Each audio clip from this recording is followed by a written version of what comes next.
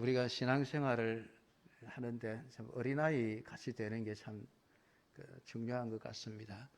제가 아까 이렇게 찬양할 때에 여러분은 못 보지만은 저는 보거든요. 저 뒤에 2층에 3층에 모자실에 있는 우리 아이들 이렇게 찬양할 때 아이들 이혜리하고 하영이 아영입니까?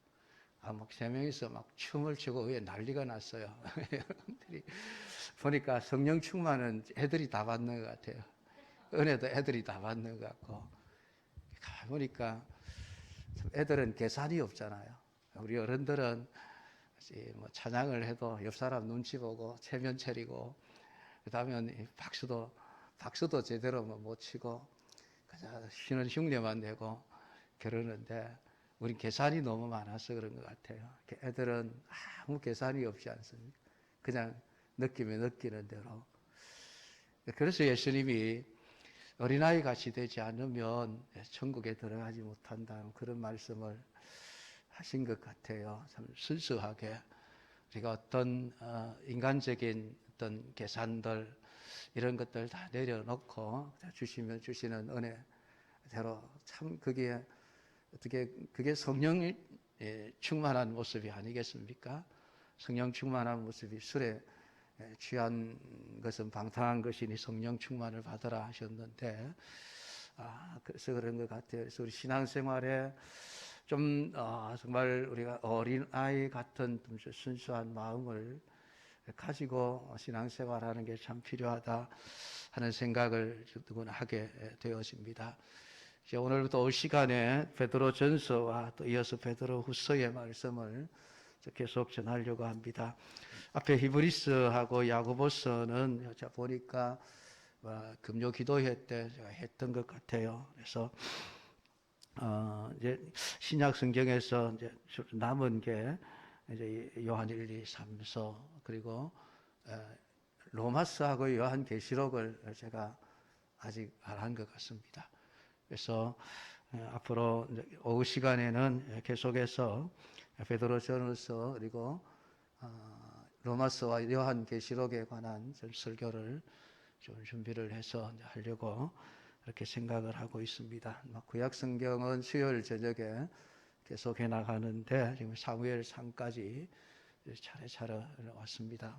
구약성경 마지막 말라기까지 다 끝낼 수 있을지는 모르겠습니다만은 어쨌든 우리가 하나님의 말씀 그대로 좀 우리가 듣고 또 설교하고 이렇게 듣는 게 중요합니다. 그래야 골고루 우리가 영양분을 골고루 섭취해야 된다 그러죠.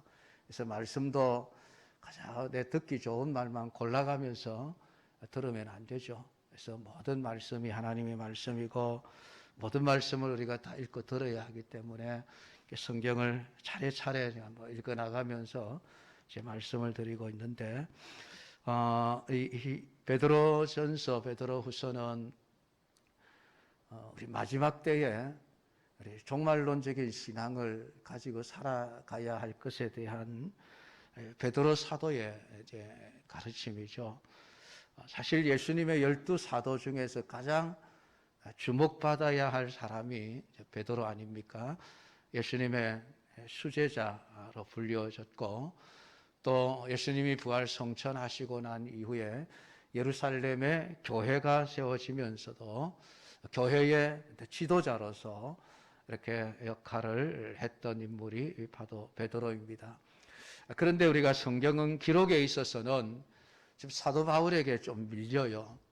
왜냐하면 사도 바울이 유명한 것은 그의 선교 사역 때문이기도 하지만은 사실은 그것보다는 사도 바울이 기록한 그 성경이 신약 성경 27권의 거의 절반이죠. 13권을 우리가 바울이 썼습니다. 그러니까 신약 성경을 읽으면은 많은 부분 우리는 사도 바울의 기록한 성경을 읽게 되는 겁니다. 그러면은 사실 글이라고 하는 것은 물론 하나님의 말씀이지만은 하나님의 성경을 기록하게 하실 때에는 그 사람 기록자의 사상과 또 문체 이런 것들을 다 사용을 해서 썼기 때문에 그게 쓰는 사람마다 이렇게 다 달라요. 그래서 같은 이야기를 해도 복음서 같은 경우에는 4권이나 되죠. 마태, 마가, 누가, 요한. 각 사람들이 예수님의 그 생애와 사역에 대해서 기록을 하면서도 각자 느낀 것이 다르고 받은 것이 다르기 때문에 이렇게 다르게 기록해 놓은 것을 보게 되어집니다. 근데 이제 사도 바울은 13권이나 되는 성경을 썼으니까 우리가 성경을 읽을 때마다 거의 대부분이 사도 바울의 어떤 사상, 사도 바울의 신앙, 이런 것들을 우리가 많이 접하고 듣고 살아가고 있는 것입니다. 그래서 사도 바울은 우리에게 굉장히 익숙하죠. 익숙하고 사도 바울이 이렇게 부각되어지는데, 사실은 이 베드로도 예수님의 수제자로서 우리가 이 베드로도 굉장히 중요한 인물입니다. 근데 우리가 베드로에 대해서 알 수 있는 것은 복음서에 기록되어져 있는 그의 어떤 삶의 모습들 속에서 나타나는 단편적인 지식들을 우리가 좀 보아서 알 수 있습니다. 근데 다행이고 참 베드로가 성경을 하나도 기록하지 않았더라면 우리가 베드로에 대해서 잘 알 수가 없었을 텐데, 그래도 베드로 전서와 베드로 후서 짧은 성경이지만은 이 성경을 기록해서 우리에게 남겨주고 있기 때문에 이 베드로의 서신서들을 통해서 베드로가 어떤 신앙을 가지고 있는가 하는 것을 우리가 살펴볼 수 있게 되었습니다. 오늘 이 베드로 전서는 사도 베드로가 본도, 갈라디아, 갑바도기아, 아시아, 비두니아에 흩어진 나그네들에게 보낸 서신서죠. 이 본도, 갈라디아, 갑바도기아, 아시아, 비두니아, 이거는 지금 현재 터키가 차지하고 있는 그 나라에 속해 있었던 옛날 과거의 그런 작은 어떤 지방들, 나라들이죠.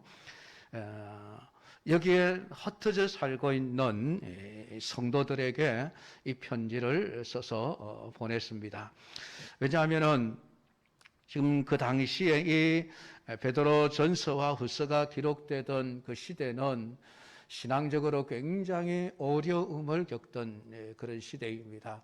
64년부터 시작된 그 로마의 네로 황제가 이 로마시의 방화 사건을 통해서 모든 그 원인을 기독교인들에게 뒤집어 씌우고, 그때부터 기독교인들에 대한 엄청난 박해가 시작되어지고 있는, 그래서 그때부터 해서 한 250년 동안 계속해서 성도들은 이 박해받는 시대를 살아가게 되어집니다. 그러니까 집도 빼앗기고 직장도 그만둬야 되고 쫓겨나고 생명의 위협까지 느껴서 저 산속에 들어가서 동굴 속에 살고, 그러니까 히브리서 11장을 읽어보면은 그 사람들의 삶이 어떠했고 그들의 그 순교하는 장면들이 어떠했는가를 우리가 생생하게 좀 느껴볼 수가 있습니다. 그러니까 지금 우리가 뭐 좋은 환경에서 뭐 편안하게 신앙생활을 하는 우리로서는 상상도 할 수 없는 어떤 그런 그 엄청난 환난과 핍박과 고난 속에서 지금 신앙생활을 하고 있는 사람들이 바로 그 당시에 성도들이었다라는 것을 여러분들이 먼저 바탕에 깔고 이 말씀을 우리가 들어야만 할 것입니다. 그러니까 환난 중에 있는 성도들에게 정말 누군가의 위로가 필요하고, 또 그 환난 때문에 견디다 못해서 그냥 신앙을 놔버리고 싶은, 그냥 교회 가지 말아야 되겠다, 예수 믿지 말아야 되겠다, 너무 힘들어, 너무 힘드니까 그냥 예수 믿는 거 포기하고 그냥 세상 사람들처럼 그렇게 쉽게 살아가자라는 그런 유혹이 여러분 끊임없이 신자들에게 다가오고 있는 그러한 상황에 있는 자들이기에, 때로는 강한 권면을 해야 되기도 했습니다. 그러니까 이런 성도들의 형편을 지금 생각을 하면서 베드로가 지금 이 편지를 써서 보내면서 베드로 전서와 후서의 요지는 우리의 삶은 이 땅의 것이 전부가 아닙니다.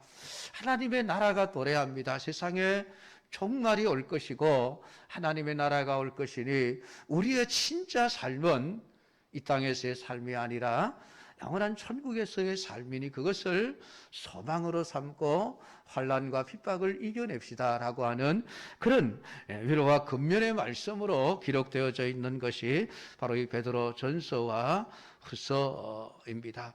그래서 베드로는 성도들에게 가장 먼저 그 성도들의 정체성을 이야기하고 있습니다. 한마디로 우리는 흩어진 나그네입니다. 흩어진 나그네입니다. 라고 그렇게 정의를 내리고 있다는 말씀입니다. 이 말씀이 사실 오늘 우리 이 시대를 살아가는 우리에게는 별로 와닿지 않는 그런 얘기예요. 우리는 뭐 다 그냥 정착 생활을 하지 않습니까? 정착 생활. 그냥 어떻게 해서든지 좋은 집을 사고 좋은 직장에 뿌리를 내리고 그래서 그곳에서 그냥 살아가는 삶을 살아가고 있는 우리들에게 있어서 이 흩어진 나그네라고 하는 이런 성도의 정체성은 별로 와닿지가 않을 것입니다. 근데 지금 베드로는 성도들을 우리는 흩어진 나그네입니다 라고 이야기를 하고 있습니다. 지금 성도들은 환난을 당하고 괴로움을 당하고 핍박을 받고 지금 순교하고 있는 이런 상황 속에서 여러분 어떻게 그런 환난을 이기십시오라는 이야기를 하기 전에 이 신자의 정체성, 나그네라고 하는 이 정체성을 먼저 이야기를 하고 있습니다. 그것은 결국 신자들이 당하는 환난, 핍박 이런 것들이 당연한 것이다라고 하는 것이죠. 당연한 것.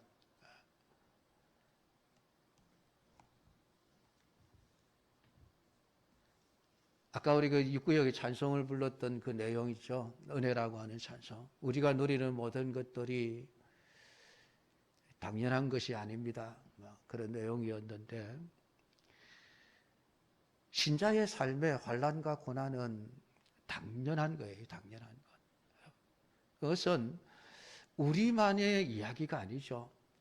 이미 예수님께서 3년의 공생의 사역을 하시면서 끊임없이 사람들에게 환난과 핍박을 받으셨습니다.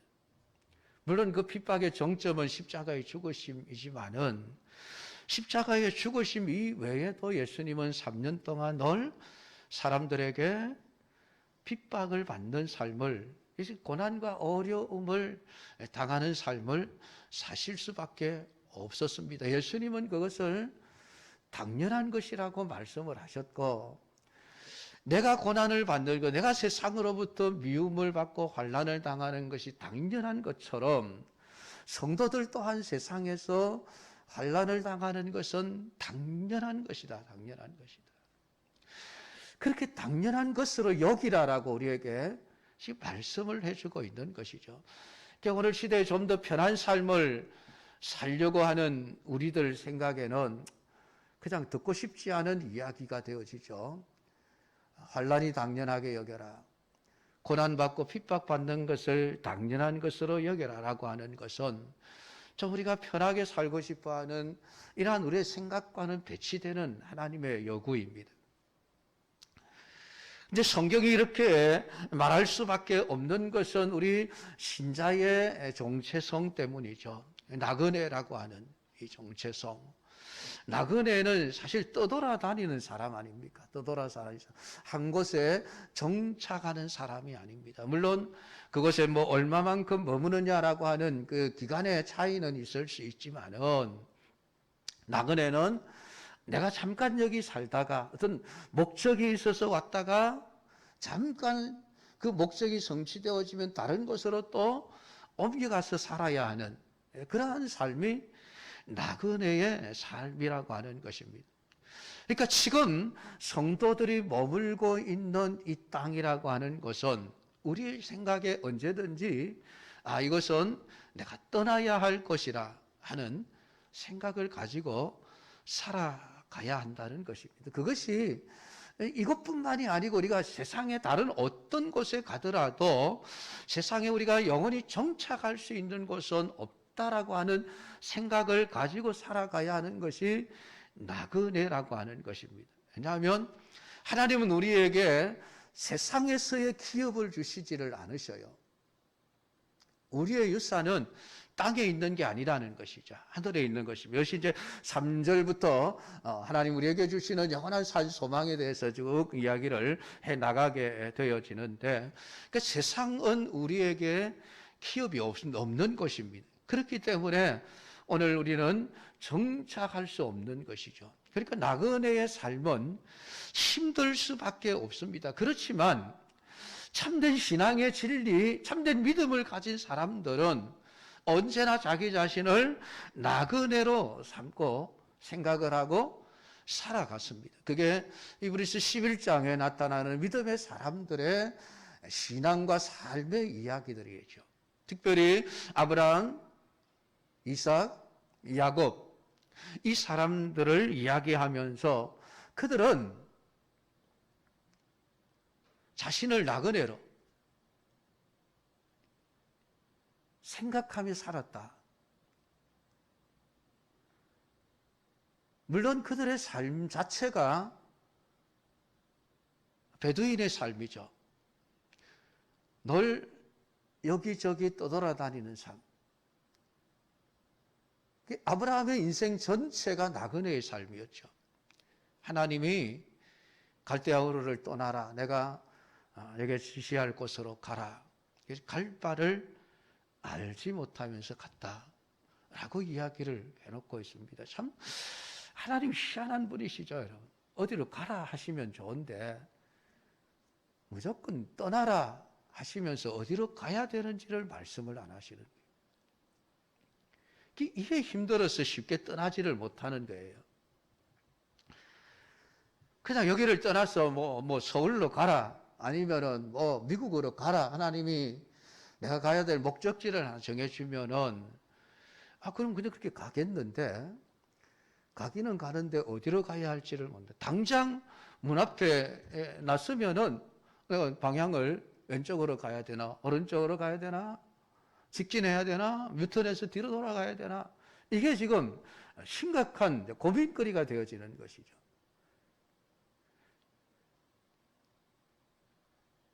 그러니까 이 아브라함, 이삭, 야곱도 마찬가지입니다만은 그들이 늘 떠돌아다니는 삶을 살 수밖에 없었죠. 그것은 하나님이 이 그리스도인의 삶, 하나님 나라의 백성의 삶은 이런 나그네의 삶이라고 하는 것을 가르쳐 주기 위해서입니다. 그러니까 그들의 삶을 통해서 아브라함도 이삭도 야곱도 깨달은 것이 우리는 이 땅에서 나그네입니다. 이방인입니다. 그래서 그들이 나온 바 본향을 사모했더라고 한다면 돌아갈 곳이 있었다. 갈대아 우르가 있었죠. 하란이 있었습니다. 내가 나왔던 곳으로 다시 돌아가야지. 그 마음을 먹었으면 돌아갈 곳이 있었는데 그들은 자신들이 나온 바 본향을 사모하지 않고 하나님이 주시는 그것을 바라보면서 살아갔다. 하나님이 그들을 위해서 한 성을 예비하셨다라고 이야기를 하고 있습니다. 물론 그 성이 결국은 이 땅 위에서 잠시 이제 가나안 땅이라고 하는 이런 모습으로 우리에게 등장하지만 사실은 영원한 천국이죠. 영원한 천국. 우리가 가야 될 최종 목적지는 결국은 천국입니다. 그곳에 이르기까지 언제나 늘 떠돌아다니는 나그네의 삶을 살 수밖에 없도록 하셨습니다. 그러니까 우리의 정신, 그리스도인의 정신이 그래야 한다는 거예요. 세상에 우리가 몸을 담고 살아가면서 우리는 나그네입니다라고 하는 이 정신, 우리는 언제든지 떠나야 할 자들이라고 하는 것, 그 정신을 가지고 살아가야 할 것을 이야기를 하고 있습니다.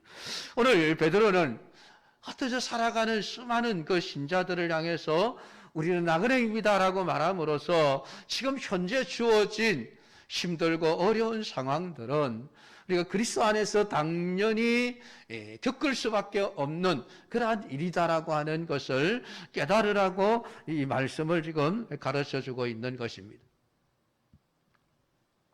그러니까 신자들을 향해서 지금 환난과 어려운 고통, 그런 환경에서 벗어나려고 애를 쓰지 마십시오. 영원한 하나님의 나라에 들어가기를 힘쓰십시오. 그것을 소망으로 삼고 살아가십시오. 베드로는 그렇게 이야기를 하고 있습니다. 이런 말을 들으면 여러분 어떤 생각이 드십니까? 그렇게 살아야 되나? 야, 신자로 사는 게 참 서글프다. 그런 생각이 안 드십니까? 남들은 수십 평짜리 아파트 사서 거기에서 못을 받고 정착하고 별로 삶에 어려움 없이 살아가는데 왜 그리스도인들은 나그네로 살아가야 되는가? 여러분 그런 생각이 드십니까? 하나님 왜 우리를 그렇게 하시는가? 의심이 되십니까? 여러분 사실 나그네의 삶이 그렇게 참 환영할 만한 삶은 아니지요. 그렇지만은 이 나그네로 살아가는 신자가 되었다는 것 안에 담겨 있는 하나님이 주시는 은혜와 복이 얼마나 큰지를 여러분 깨달으면 나그네의 삶이 조금 더 서글픈 삶이 되지를 않습니다. 그게 축복의 삶이라고 하는 것을 깨달으시는 것이죠. 그래서 베드로는 2절 말씀을 하고 있습니다. 우리가 흩어진 나그네이지만은 곧 하나님 아버지의 미리 아심을 따라 성령이 거룩하게 하심으로 순종함과 예수 그리스도의 피 뿌림을 얻기 위하여 택하심을 입은 자들입니다. 라고 그 신자가 가지고 있는 은혜와 복, 그 안에 담겨 있는 그 복이 얼마나 놀라운지를 이야기를 해주고 있습니다. 신자는 세상에서 나그네로 살아가지만은 그러나 그는 특별하게 하나님의 특별한 선택을 받은 자라고 하는 사실입니다. 이게 복이죠. 오전 시간에 우리가 십자가에 달려 죽었던 두 사람의 강도 중에 한 사람의 구원을 가지고 우리 구원의 진리를 말씀을 드렸습니다만은 두 사람 중에 한 사람은 그냥 내버려둠을 당하고 한 사람은 선택하심을 받고 낙원에 들어가는 놀라운 복을 누리게 되어졌습니다. 구원의 복을 누렸습니다. 그것은 전적으로 하나님의 선택이죠. 하나님의 선택.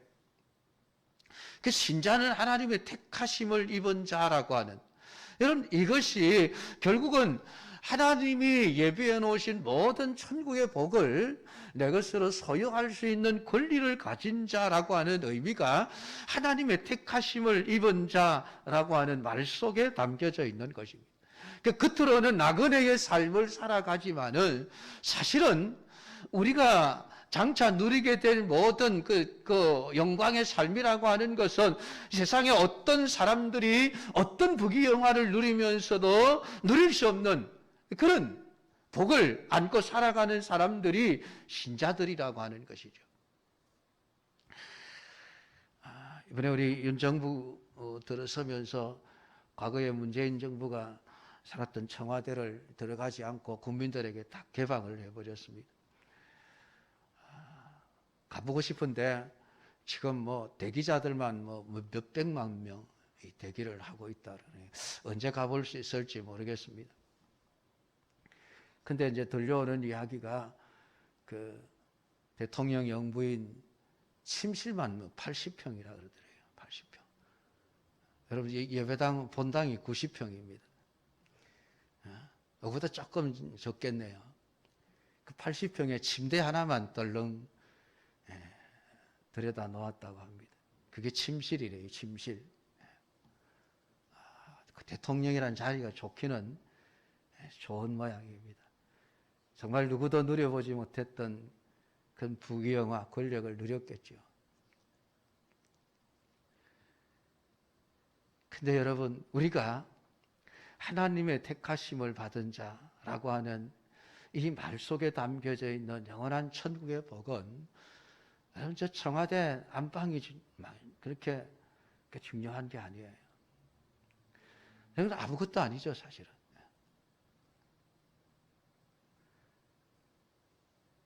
그러니까 우리가 하나님의 택하심을 입었다라는 이 복이 얼마나 큰지를 알면은 우리 나그네로 살아가는 삶이 서글픈 삶이 아니에요. 기쁘고 즐거운 마음으로 살아갈 수 있는 것입니다. 여러분, 우리가 하나님의 택하심을 입었다라고 하는 것은 우리의 어떤 행실을 보고 선택받은 것이 아니라는 것이죠. 우리가 어떤 돈을 써가지고 그 하나님의 자녀 선택을 받은 것도 아닙니다. 어떤 조건도 보지 않으셨고 오직 하나님의 주권적인 그러한 결정에 의해서 나 같은 자 하나님의 택함에 거하게 되어지는, 그래서 구원은 언제나 은혜로 되어지는 것이라는 사실을 말씀을 하셨습니다. 그러니까 하나님이 선택하셔서 우리로 하여금 이 세상의 어떤 그 삶의 가치관이나 사고방식이 아닌 하늘의 천국의 삶과 사고방식을 가지고 살아가도록 하셨기 때문에 우리는 나그네로 살지만은 가장 복된 자라고 하는 그런 인식을 가지고 살아가야 할 자들이 신자들이라고 하는 것을 이야기하고 있습니다. 신자라는 이 호칭 속에 얼마나 다양한 복이 담겨져 있습니까? 근데 우리는 그걸 잘 보지를 못하죠. 신자가 누리는 이 복.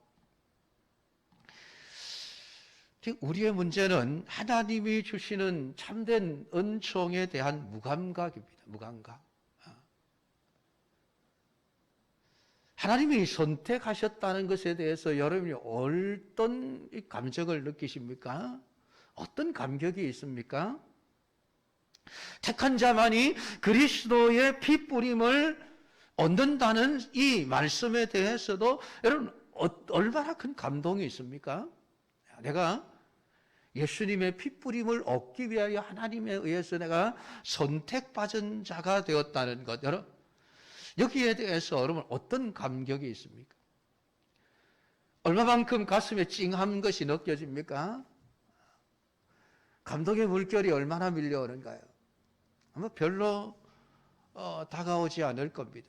우리는 늘 다른 것을 추구하기 때문에 그렇습니다.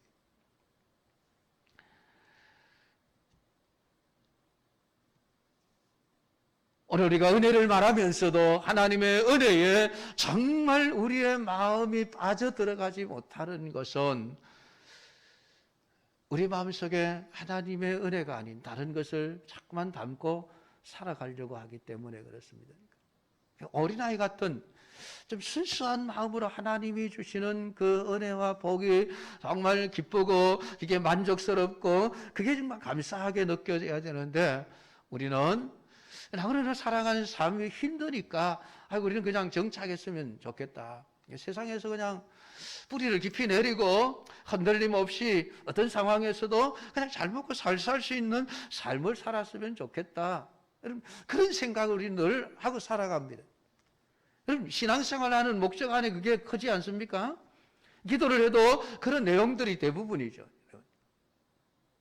땅에서 어쨌든 잘 먹고 잘 살게 해달라고 하는 기도, 대부분의 우리의 기도의 내용일 겁니다.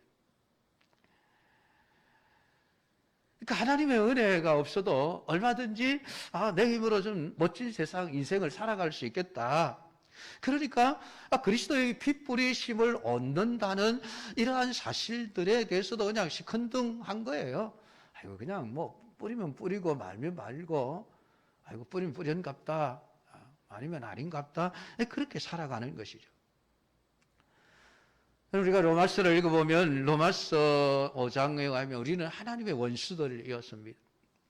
하나님의 원수라는 말의 의미가 뭡니까? 하나님이 우리를 때려 죽여도 할 말이 없는 자들이라는 의미예요. 하나님의 진노의 대상이고 하나님 우리를 멸망시켜도 아무 대꾸도 할 수 없는 그런 존재가 하나님 원수들이라는 의미죠.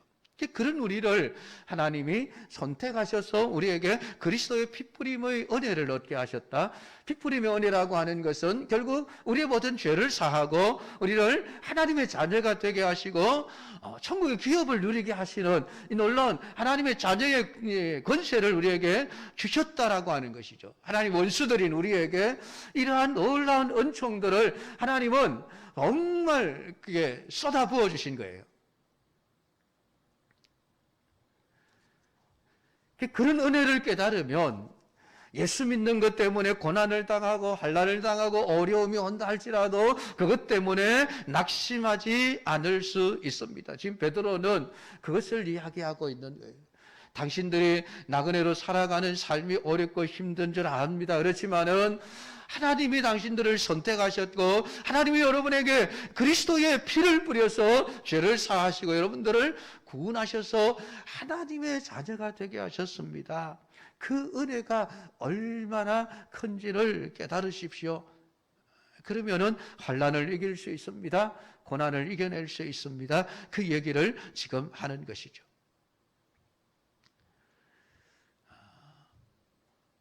어린 아이들이 돈의 가치를 잘 모르지 않습니까? 그 아이들은 자기가 알고 있는 하나밖에 모르죠. 1,000원짜리를 늘 주면은 돈이라고 하는 것은 1,000원짜리밖에 없는 줄 알죠. 늘 1,000원짜리를 받던 아이에게 어느 날 10,000원짜리를 주면 그 아이가 그 10,000원짜리를 받지 않습니다. 왜냐하면 그 가치를 모르기 때문에 그래요. 그거 말고 그냥 1,000원짜리 달라고 그러죠. 그 10,000원의 가치를 모르면 그럴 수밖에 없습니다. 그러니까 하나님이 우리를 선택하셨다는 것에 대한 가치를 모르는 사람은 결국은 이 땅에서 신자로 살아가는 삶의 가치를 모르는 거예요.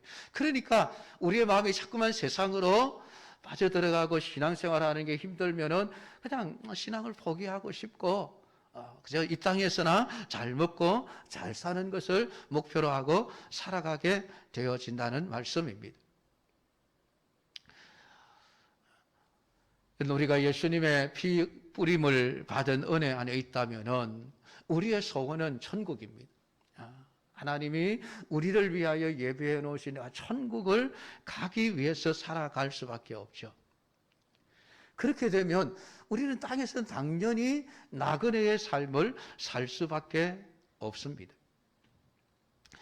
그러니까 여러분들이 세상을 살아가면서 예수 믿는 것 때문에 힘들고 어려운 일이 닥쳐올 때에 오늘 하나님이 우리에게 주신 은혜를 생각하십시오. 신자가 누리는 영원한 축복이 얼마나 크고 놀라운지를 여러분들이 좀 계산을 좀 해보십시오.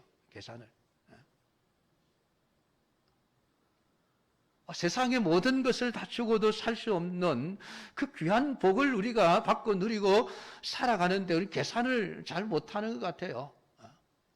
그러니까 자꾸만 세상 것이 더 가치 있고 더 좋아 보이고 그쪽으로 우리의 마음이 자꾸 쏠리게 되어지죠. 그래서 나그네로 살아가는 것이 아니라 우리는 그 세상에 정착하고 싶은 삶을 살아가게 되어집니다. 오늘 시간에 베드로가 정말 우리 성도들을 보면서 흩어진 나그네이지만은 하나님의 선택하심과 그리스도의 피 뿌리심을 입은 자들입니다. 여러분, 이 신자의 정체성을 여러분들이 다시 한번 분명하게 정립하시기를 바랍니다. 그리고 그래서 그 신자라고 하는 그 단어 안에 담겨져 있는 하나님이 우리에게 주고자 하시는 복이 얼마나 크고 놀라운지를 여러분들이 이 베드로스를 통해서 제대로 여러분 알게 되어지고 그래서 여러분의 신앙이 올바른 길로 나아갈 수 있는 참된 은혜가 우리 모두에게 있기를 주님의 이름으로 축복합니다. 기도하십시다.